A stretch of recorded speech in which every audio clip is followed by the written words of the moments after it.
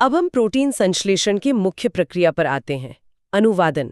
5.7 अनुवादन। अनुवादन translation वो प्रक्रिया है जिसमें अमीनो एसिड के बहुलकीकरण से एक पॉलीपेप्टाइड बनता है। और अमीनो एसिड का क्रम कौन तय करता है? अमीनो एसिड का क्रम और अनुक्रम एमआरएनए में मौजूद क्षारों के अनुक्रम द्वारा परिभाषित किया जाता है। अमीनो एसिड आपस में किस बंधन से जुड़ते हैं? वो एक बंधन से जुड़ते हैं जिसे पेप्टाइड बंधन, पेप्टाइड बॉन्ड कहते हैं। क्या इस बंधन को बनाने में ऊर्जा लगती है? हाँ, पेप्टाइड बंधन बनाने के लिए ऊर्जा की आवश्यकता होती है। इसलिए पहला कदम होता है अमीनो एसिड का सक्रियण। वो कैसे होता है?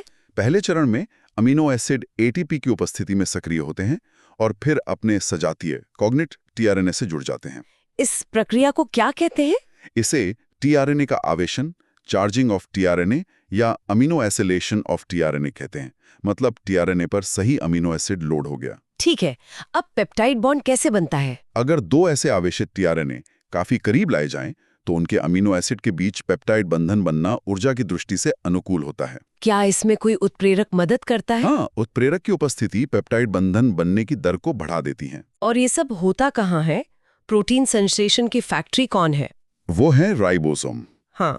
राइबोसोम कोशिका का वो कारखाना है जहां प्रोटीन संश्लेषण होता है। राइबोसोम किससे बना होता है? इसमें संरचनात्मक आरएनए, आरआरएनए और लगभग 80 विभिन्न प्रकार के प्रोटीन होते हैं। क्या ये हमेशा एक इकाई के रूप में रहता है? नहीं, जब ये निष्क्रिय होता है तो ये दो सब यूनिट के रूप में मौजूद होता है, एक बड़ी सब यूनिट और एक छोटी सब यूनिट। अनुवादन शुरू कैसे होता है? जब छोटी सब यूनिट एक एमआरएनए अणु से मिलती है, तब एमआरएनए का प्रोटीन में अनुवादन की प्रक्रिया शुरू होती है।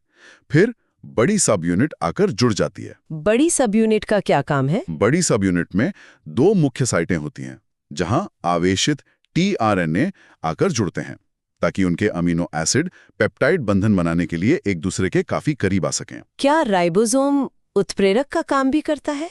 हाँ, राइबोसोम पेप्टाइड बंधन बनाने के लिए उत्प्रेरक का काम भी करता है।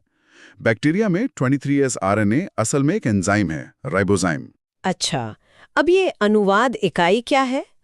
एमआरएनए में आरएनए का वो अनुक्रम जो प्रारंभ कोडॉन एयूजी से शुरू होकर स्टॉप कोडॉन पर खत्म होता है और एक पॉलीपेप्टाइड के लिए कोड करता है, उसे अनुवाद इकाई कहते हैं। क्या एमआरएनए में इसके अलावा भी कुछ होता है? हाँ, एमआरएनए में कुछ अतिरिक्त अनुक्रम भी होते हैं जिनका अनुवाद नहीं होता। इन्हें अनानुवादित क्षेत्र यूटीआर्स कहते हैं। ये कहाँ होते हैं? यूटीआर्स दोनों सिरों पर होते हैं, 5 छोर पर प्रारंभ कोडॉन से पहले और 3 छोर पर स्टॉप कोडॉन के बाद। इनका क्या काम है? ये कुशल अनुवाद प्रक्रिया के लिए जरूरी माने जाते हैं। चलिए, अब अनुवादन के चरणों को देखते हैं। पहला चरण है प्रारंभन। इसमें राइबोसोम एमआरएनए से प्रारंभ कोडॉन एयूजी पर जुड़ता है। इस एयूजी को केवल प्रारंभक टीआरएनए ही पहचानता है। दूसरा है दीर्घीकरण, एलोंगेशन।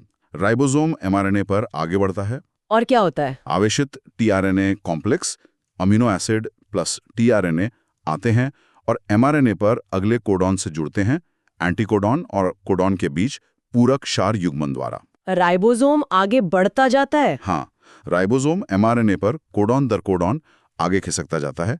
अमीनो एसिड एक एक करके जुड़ते जाते हैं और डीएनए द्वारा निर्धारित और एमआरएनए द्वारा दर्शाए गए क्रम के अनुसार पॉलीपेप्टाइड श्रृंखला बनती जाती है। और तीसरा है समापन, टर्मिनेशन। जब राइबोसोम चलते चलते स्टॉप कोडॉन पर पहुंचता है, यूएए, यूएजी या यूजीए पर, हाँ, तब टीआरएनए की जगह एक रिलीज फैक्टर आकर स्टॉप कोडॉन से जुड़ता है। इससे क्या होता है? इससे अनुवाद समाप्त हो जाता है और पूरी बनी हुई पॉलीपेप्टाइड श्रृंखला राइबोसोम से मुक्त हो जाती है। राइबोसोम की सब यूनिट्स भी अलग हो जाती हैं। तो ये थी अनुवादन की प्रक्रिया।